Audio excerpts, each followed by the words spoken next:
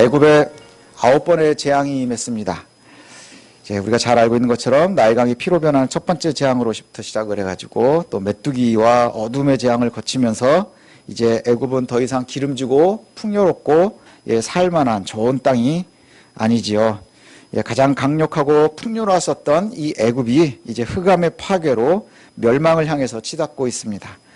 그런데 애굽 안에 있는 작은 도시라고 할까요? 지역 고세는 이스라엘 노예들이 살고 있는 그 땅만 파리 때부터 파리의 재앙일 때부터 구별이 되었고, 또 흑암의 재앙 때문에 여전히 멸망해 가고 있을 때에도 여전히 빛을 누리고 있었던 곳이 바로 그 노예들이 살고 있는 고센이었습니다. 비록 애굽의 가축들처럼 기름지지 않고 그 수가 풍요롭지 않고 음식을 지어야 할 부뚜막에서는 벽돌을 구우면서 가장 비참한 삶을 살고 있었던 그 이스라엘 백성들 노예들에게도 여전히 힘들지만 빛이 있었다는 것이죠. 그곳의 빛은 뭘 의미하느냐? 그게 바로 생명입니다. 우리는 사는 동안에 어느 것을 갖다가 눈에 보이는 것에 되게 예민하지만 사느냐 죽느냐의 문제는 가장 중요한 것이죠. 우리가 사느냐 죽느냐, 구원받느냐 버림받느냐 하는 것입니다. 우리가 출애굽기를 읽을 때도 그렇고 성경을 읽을 때도 이 성경은 우리에게 글로 주어졌기 때문에 국어책 보듯이 봐야 되는 부분이 있거든요. 그러니까 누가 썼는지, 언제 썼는지, 어떤 상황에서 썼는지 이런 것들을 좀 생각하면 우리가 성경을 읽으면서 조금 더 풍요롭게 읽을 수 있습니다. 출애굽기를 누가 썼느냐 그러면 모세가 쓴 것으로 이제 알려져 있거든요. 그렇게 다 받아들이고 있습니다. 모세가 썼고, 그럼 언제 썼겠느냐 그러면 출애굽을 하면서 매일매일 기록을 한 게 아니라 추억하면서 썼겠죠. 추억하면서 썼을 겁니다. 그러면 아마도 광야 생활을 하면서 거의 광야 생활 막바지쯤 되어서 그 새롭게 가나안에 들어가야 될 새로운 세대들을 향해서 쓴 글이 바로 이 출애굽기일 겁니다. 그러면 우리가 한번 생각해 보는 건 뭐냐? 그럼 과거를 되돌아보면서 쓴 거예요. 과거에 있었던 일을 쓰면서 지금 너희들은 자유인으로 살고 있지? 지금 되게 이제 기대가 많잖아. 가나안에 이제 곧 들어갈 거고, 거기에 하나님께서 아브라함이 때부터 약속했었던 그 땅을 너희들이 이제 누리게 될 텐데 여기까지 어떻게 온 줄 아니? 하면서 시작하는 이야기가 바로 출애굽기의 이야기일 겁니다. 그러면 이제 과거를 갖다가 생각하면서 추억하면서 쓰는 것이지요. 제가 가끔 우리 집사님들 이렇게 만나고 어려운 얘기들 듣고 그럴 때마다 뭐 특별히 해줄 얘기는 저도 별로 없습니다. 그런데 그때마다 꼭 하는 이야기가 뭐냐 하면, 지금 이 어려운 요 상황이 훗날 추억거리가 되면 가장 큰 복이 아니겠느냐 이렇게 얘기를 합니다. 추억하면서 이것을 갖다가 추억할 수 있는, 생각하니 여전히 양몽이야가 아니라 그때 하나님께서 이렇게 어려울 때도 나와 함께 하셨구나 하는 것을 느낄 수 있다고 하면, 그것을 알 수 있다고 그러면 그것이 가장 큰 은혜 아니겠습니까? 이것이 바로 출애굽기가 쓰여진 목적이기도 할 겁니다. 그러니 지금 살고 있는 후손들과 혹시라도 아직도 살아있는 출애굽의 세대가 있다면 너희들 지금까지 올 때 하나님께서 이렇게 지켜주시지 않았느냐? 라면서 추억하는 장면이라는 것이지요. 한번 생각을 해보십시오. 바로라는 인물이 재앙을 갖다 하나님께서 주시는 겁니다. 재앙이 무엇 때문입니까? 이스라엘을 건지기 위함이거든요. 이스라엘을 건지고 구원하기 위해서 하나님께서 특별히 움직이실 때마다 이스라엘 사람들에게는 그때마다 은혜가 넘쳤습니까? 처음에 모세가 나타나고 아론이 나타나가지고 얘기를 할 때 더 힘들어졌어요. 벽돌을 굽는데 지푸라기를 주지 말라. 그리고 원래대로 만들어야 된다. 그래가지고 굉장히 고통스러워졌었습니다. 그리고 재앙이 임하는 걸 보니 하나님이 진짜 살아계신가? 그러면서 호흡하기 시작을 할 때에 그때마다 바로는 더 강팍해집니다. 더 강팍해졌고요. 그리고 나서는 점점 그것이 더해질 때마다 바로는 유혹하기 시작을 합니다. 여기서 하면 안 되겠냐? 또 조금만 나가면 안 되겠느냐? 니들끼리 나가면 안 되겠느냐? 애들은 놓고 나가야 되지 않겠느냐? 짐승들은 놓고 나가야 되지 않겠느냐? 끊임없이 유혹을 하는 거예요. 그 유혹이 점점 심해진다는 것은 뭘 얘기하는 걸까요? 이스라엘 사람들이 힘들어지고 있는 겁니다. 점점 고통스러워지고 있는 겁니다. 그런데 지금 추억할 때를 한번 생각해 보세요. 그건 다 과거의 일이고 지금 눈앞에 뭐가 보일까요? 아마 요단강이 보일 수도 있고 아니면 가나안을 정탐하고 있을 수도 있고 뭐 이런 상황이 아니겠습니까? 바로는 끊임없이 강팍해집니다. 그때를 한번 다시 추억해 보는 겁니다. 흑암의 재앙이 끝난 다음에 모세를 만났을 때 바로가 이렇게 얘기를 하거든요. 다시는 내 앞에 나타나지 마라. 네가 날 또 보면 넌 죽을 거야. 이렇게 마지막 경고를 합니다. 그때 하나님께서도 마지막으로 다시 경고를 합니다. 모세가 뭐라고 얘기하느냐 하면 그런 일이 없을 겁니다. 그리고는 바로 앞에 나온 모세가 바로 앞에서 나온 모세에게 여호와께서 이렇게 말씀하세요. 이제 내가 한 가지 재앙을 바로와 애굽에게 내린 다음에는 너희를 내보낼 거야. 약속하시는 거예요. 이제 드디어 때가 된 겁니다. 바로가 화가 끝까지 나서 네가 나를 또 보면 넌 이제 나한테 죽는 거야.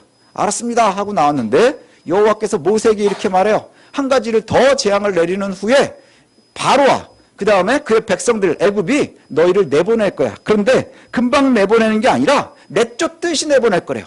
그렇게 붙잡고 있었던 애굽이 바로가 이제는 너희를 내쫓듯이 내보낼 거랍니다. 그러면 그때 너희들이 해야 되는 게 뭔지 아니? 이웃들한테 은금 패물을 요구해라. 이렇게 얘기하는 거예요. 은금 패물을 요구해라. 지금까지 절대로 내보내지 않으려고 하던 노예들 이스라엘을 내보내려고 하지 않던 이 바로에게 모세가 요구하는 상황이 있는데 이제 상황이 바뀐 겁니다. 도대체 무슨 일이 일어났기 때문에 그렇게 안 내보내려고 하던 그 노예들을 붙잡아두려고 하던 바로와 애굽이 이제 내쫓듯이 내보낼까요? 내쫓듯이 내보낼까요? 얼마나 혹독한 재앙이었을까요? 제가 아무리 이렇게 막 고조하려고 해도 다 들어서 알고 계시죠? 어떤 저주인지 잘 아실 겁니다. 마지막 재앙이 얼마나 혹독하고 고통스러운지 이스라엘 자손들을 더 보는 게 고통스러운 거예요. 얘네들이 계속 우리 주변에 있는 게 화가 나는 겁니다. 10번째 재앙 이후에는 잠시라도 이스라엘 자손이 애굽에 거주하고 있는 것이 애굽 사람들에게 고통이라는 거예요. 애굽 사람들에게는 이제 고통이라는 것이죠. 그래서 애굽 사람들은 이제 얘네들이 여기서 눌러 앉을까 봐 겁나기 시작하는 거예요. 그래서 내쫓듯이 그렇게 내보내는 것이죠. 이게 바로 여호와의 승리입니다. 여호와의 승리는 이렇게 오는 겁니다. 여호와의 승리는 이렇게 오는 거예요. 이 상황을 아주 철저하게 이스라엘의 하나님 여호와께서 애굽을 이기고 이스라엘을 건지시는 장면입니다. 자, 승리했다는 것을 어떻게 알 수 있느냐? 여호와께서 애굽 사람들이 이스라엘을 내쫓듯이 내보낼 때에 너희는 그냥 나오지 말고 은금 패물을 요구해라. 이렇게 말씀하십니다. 귀중품을 요구해라 하는데 이 의미를 갖다가 여러 학자들이 어떻게 해석하느냐 하면 이런 해석들을 하기도 하더라고요. 애굽 사람들과 이스라엘 사람들이 바로는 그랬지만 되게 친하게 지냈기 때문에 그것 때문에 관계가 좋았기 때문에 가능할 것이다. 또 어떤 이들은 이렇게도 해석합니다. 빌려달라 하면서 빌리는 척 속여서 가지고 나왔을 것이다. 뭐 이렇게도 얘기를 합니다. 또 그 당시에는 노예들이라 할지라도 내보낼 때에는 거기에 대한 임금을 주도록 되어 있거든요. 그러니 그것을 갖다가 받아오는 것이다 라고 얘기를 합니다. 그런데 우리가 처음에 말씀드린 대로 추억할 때의 모습을 보면 그 의미를 이스라엘 사람들은 알고 있었을 거예요. 그리고 출애굽기를 쓰고 있는 모세도 알고 있을 건데 이 내용은 두 가지 의미를 갖는 것 같아요. 하나는 뭐냐면 여기 보면 여호와께서 3절에 답을 주는데 여호와께서 이스라엘 자손들이 애굽 사람들에게 은혜를 받았다 이렇게 얘기를 해요. 아니 은혜를 받았다 이게 무슨 의미일까? 또 애굽 사람들이 보기에 모세는 위대한 인물이라고 믿었기 때문이다 이렇게 얘기를 합니다. 자 여기에 보면 애굽 사람들의 은혜를 입었다 하는 것은 뭐예요? 그렇게 치열하지 않았다는 거예요. 애굽 사람들과 지금 출애굽해 나오는 이스라엘 사람들이 사이에 원수가 되거나 막 이게 아니라 은혜를 입었다라는 표현을 하는 것은 하나님의 능력이 철저하게 이겼기 때문에 애굽 사람들이 이제 더 이상 이스라엘 사람들을 걸고 넘어질 데가 없는 거예요. 오히려 그들을 보면 두렵기도 하고 부럽기도 하고 뭐 이런 상황으로 바뀌어버렸다는 것이지요. 분명한 것은 뭐냐? 애굽 사람들에게서 기중품을 받는 것은 성경은 전리품을 취하는 것으로 설명하고 있는 거예요. 우리가 노예 생활을 했으니 거기에 대한 임금으로 받고 나오는 거야. 이 표현이 아니고요. 여호와께서 애굽과 싸웠어요. 그리고 애굽의 모든 신들을 멸망시키셨어요. 그래서 그 전쟁에서 철저하게 이겼기 때문에 전쟁에 승리하면 반드시 따라오는 것이 전리품입니다. 근데 이게 신기한 것이 뭐냐 하면 승리자가 전리품을 가지고 나올 때 한번 생각해 보십시오.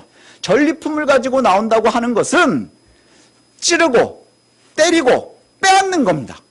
그렇죠? 괴롭히고 그래서 죽이고 빼앗는 것이 바로 전리품이에요. 약탈하는 것입니다. 약탈하는 것. 그런데 오늘 본문에 보면 애굽 사람들은 승리한 이스라엘을 존경하고 두려워하고 부러워하면서 내놓는 거예요. 이것이 중요한 것이죠. 이것이 매우 매우 중요한 겁니다. 여호와의 승리는 바로 이런 거예요. 싸워서 쟁취하는 것이 아니고요.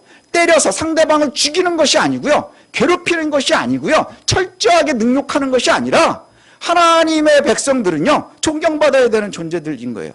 비록 우리가 노예들이지만, 비록 애굽 사람들보다 초라한 삶을 살았었던 사람들이지만, 우리의 승리라는 것은 철저하게 그것을 되갚아주고 그 다음에 악랄하게 약탈하는 것이 아니라 하나님의 백성들은 그들이 바라볼 때에 존경스러워야 되는 거예요. 부러워야 되는 거예요. 이것이 바로 하나님의 승리입니다. 일반적인 전쟁의 승리는 대적자를 죽이는 거죠. 그리고 나서 다 죽여버리고 그리고 약탈해서 취하는 겁니다. 그러나 여호와의 전쟁은 철저하게 대적들을 이기지만 약탈하는 것이 아니라 이겼다는 것은 그들이 우리를 바라보면서 하나님을 봐야 되는 거예요. 그들이 우리를 바라보면서 하나님을 봐야 되는 거예요. 아, 하나님이 살아계시다는 것을 봐야 되는 거예요. 그래서 약탈이 아니라 뭐 해야 되느냐? 존경받아야 되고요. 축복받아야 되는 겁니다. 그것을 갖다가 표현을 하고 있습니다. 우리나라도 그랬다 그러지요. 예전에 뭐 그런 이야기들 나오지 않습니까?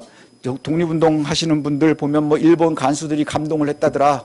그 다음에 뭐 주기철 목사님을 갖다가 괴롭히고 있었던 일본 순사가 나중에는 눈물을 흘리고 뭐 이런 일이 있었다더라. 뭐 이런 이야기들이 나옵니다. 그게 바로 승리의 가장 원천적인 모습이라는 거예요.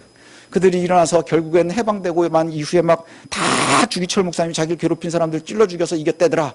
이런 이야기가 아니라는 거예요. 감동시켜야 되고 존경할 수 있게 해야 되고, 이게 바로 여호와의 승리입니다. 여호와께서 애굽이 너희를 쫓아내듯 보낼 거니까 전리품을 요구하라 이렇게 말씀하셨습니다. 이렇게 되는 데는 도대체 뭐가 있었느냐 하는 겁니다. 결국 철저하게 혼내는 것은 여호와의 일입니다. 성경은 끊임없이 뭐라고 얘기하느냐? 복수는 우리 게 아니라 하나님 겁니다. 하나님께서 역사를 주관하시기 때문이라는 거죠.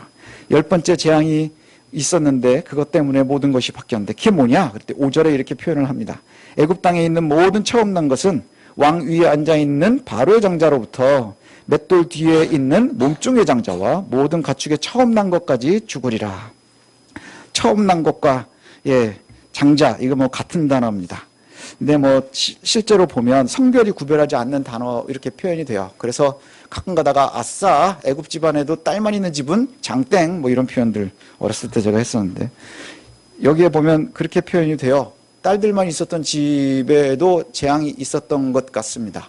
왜냐하면 성경에 보면 남자아이라는 단어를 쓸 때는 또 다른 표현이 신명기에 나옵니다. 어디에 나오느냐 하면 하나님께서 이스라엘 자손들 중에 장자는 하나님의 것이다 라고 표현할 때, 첫 번째 아들은 하나님의 것이다 할 때 첫 번째 태생 이런 표현을 따로 쓰거든요. 첫 번째 남자 태생. 근데 여기에는 그냥 첫 번째 태생. 그래서 성을 구분하지 않아요. 그래서 여기 가축에도 보면 처음 난 것, 그 다음에 뭐 장자들 이렇게 표현이 되어 있지만 정확히는 제가 잘 모르겠습니다. 그런데 아마도 그냥 아들들만 포함되는 것은 아닌 것 같습니다.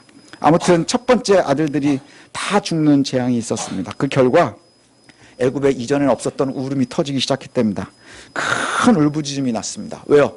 모든 아이들이 다 죽었습니다. 다 죽었기 때문이죠. 바로의 죽음입니다. 바로의 죽음. 10번째 재앙은 어디와 연관이 되느냐 하면 다시 돌아가서 무엇과 연관되느냐 하면 출애굽기 1장과 연관이 됩니다. 출애굽기 1장. 히브리 성경이, 그러니까 히브리어로 쓰여져 있는 성경들의 구조를 보면, 한글 성경은 한글로 되어 있는 우리 문학은 보면 기승전결, 서론본론 결론 이렇게 쓰이잖아요. 근데 히브리 성경은 보면 이런 패턴으로 보시면 됩니다. A, B, C, D 쭉 나가다가 중간에 하나님께서 일하셨지? 그럼 B-C-A- 이렇게 나오는 거예요. 그래서 맨 앞뒤가 맞는 경우들이 많습니다. 그럼 지금 가장 마지막의 이야기는 어디로 돌아가서 그것과 연관시켜야 되느냐? 앞에 있는 1장입니다.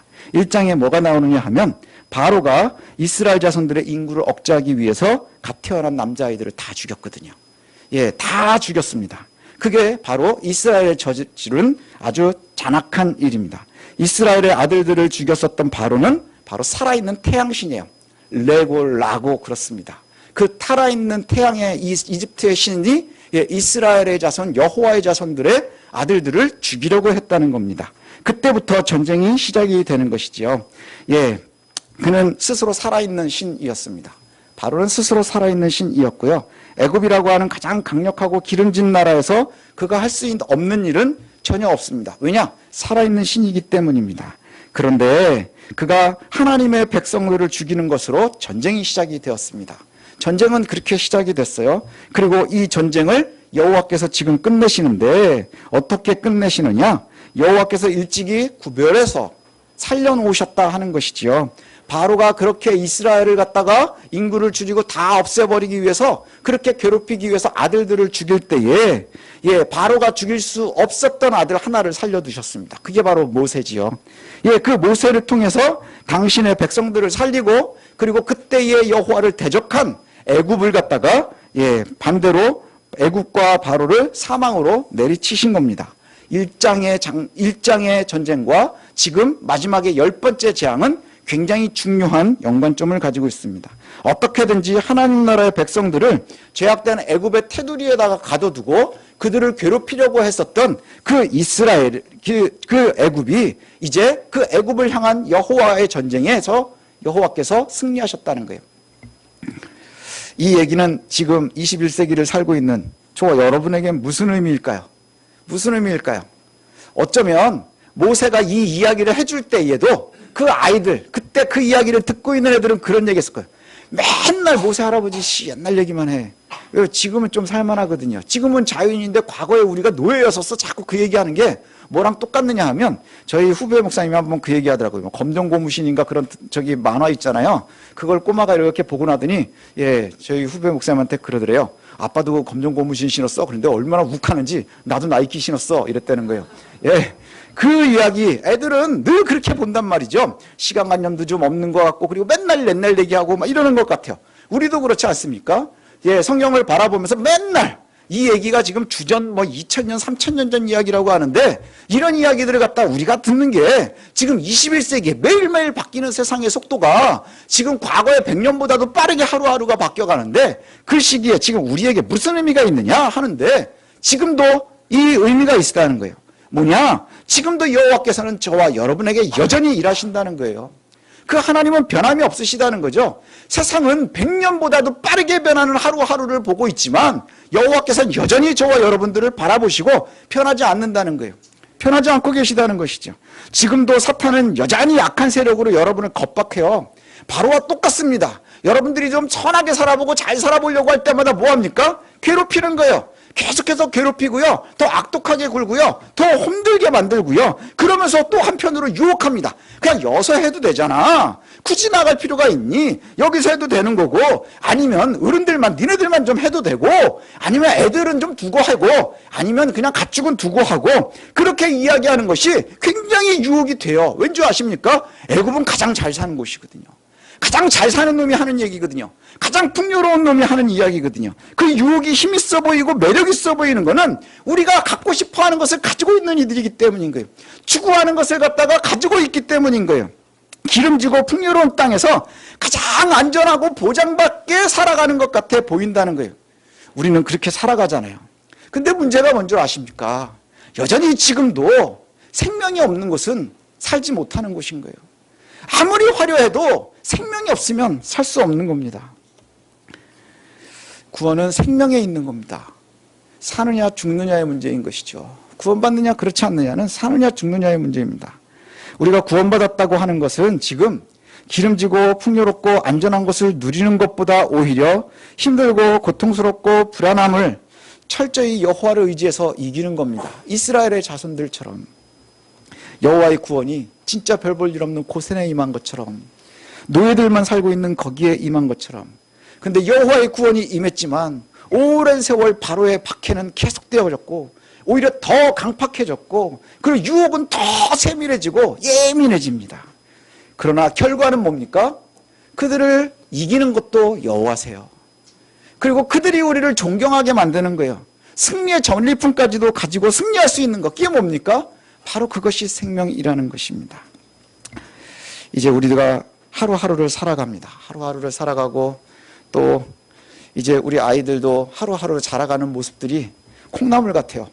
그렇죠. 그래서 그런 생각을 합니다. 얘네들 자라는 것처럼 우리가 늙으면 더 빨리 늙겠구나 뭐 이런 생각도 하는데 지금 우리가 살고 있는 이 처소가 고생 같지 않습니까? 저는 좀 그럴 때가 있어요. 고생 같아요. 힘들고 괴롭고 불안하고. 근데 결국 우리에게 주어진 약속은 뭐냐? 여호와께서 우리의 편이면 바로의 강팍함이 아무리 우리를 괴롭힐지라도 그의 유혹이 점점 더 우리에게 세밀하고 아주 예민하게 우리를 유혹할지라도 결국 승리하는 것은 하나님의 사람들이라는 겁니다. 선한 곳에 서 있고 빛 가운데 서 있는 우리가 승리한다는 것이죠.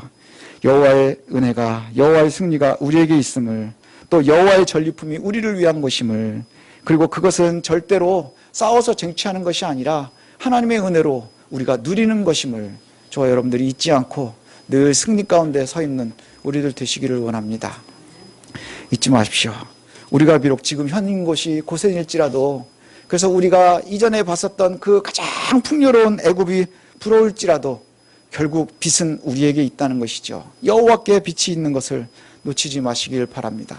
저 여러분들이 알고 고백하고 있는 그 은혜를 놓치지 않고 끝까지 받아서 이제 마지막 때에 출애굽하는 그 순간까지 여러분 버티고 견디고 승리하시는 저와 여러분들 되시길 원합니다.